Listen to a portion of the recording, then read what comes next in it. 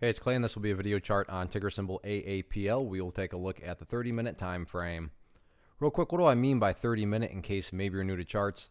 Instead of each one of these candlesticks here representing 1 day's worth of price action, which is what you would normally see, each one represents 30 minutes. So while this here may look like several days worth of time, it's actually just today's price action broken down into 30-minute time slices. I'll let you this time frame. I think it's a good job of telling the quote-unquote story of the price. And then it just makes mapping out levels of support and resistance a bit easier to see. I used to do this one quite a bit, but it's kind of fallen off the radar. But after today's price movement, definitely want to get some things updated here.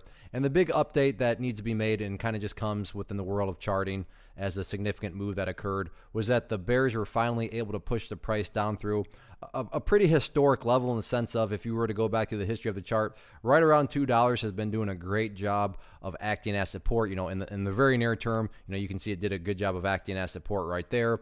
And then even today, a couple of times, price once again acted as support. However, later on in the day, you know, the bulls just couldn't do it anymore, and the bears, you know, gathered up enough strength and momentum to finally push the price down through that area.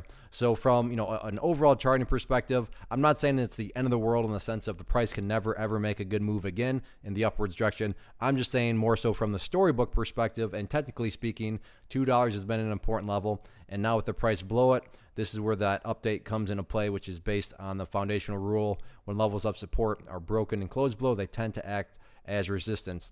So on any sort of movement back to the upside, at the first key level of resistance that's going to need to be broken back up above is $2.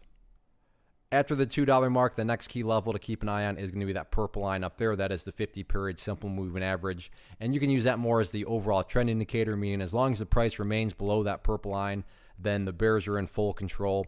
But that's also a way to gauge, you know, a quote-unquote turnaround in the chart, meaning if the price can get some closes up above that purple line and then start to stay up above it, well, then at that point, that would be an early indicator that, you know, maybe a much bigger move is coming, but one step at a time.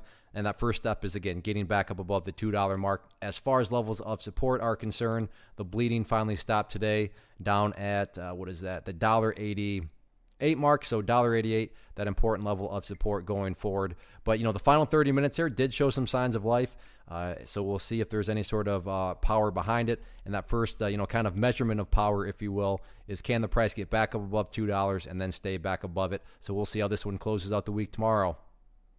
One of the biggest questions that I get is, hey Clay, how do you find the stocks that you trade? So what I've done is put together a free resource guide where I talk about the tools that I use to locate stocks that I find interesting and think may have potential. So if that sounds like something that could add value to you as a trader, then click on the image that is up on the screen right now and I will email you the guide. The guide itself is very short and to the point, and best part, it's completely free.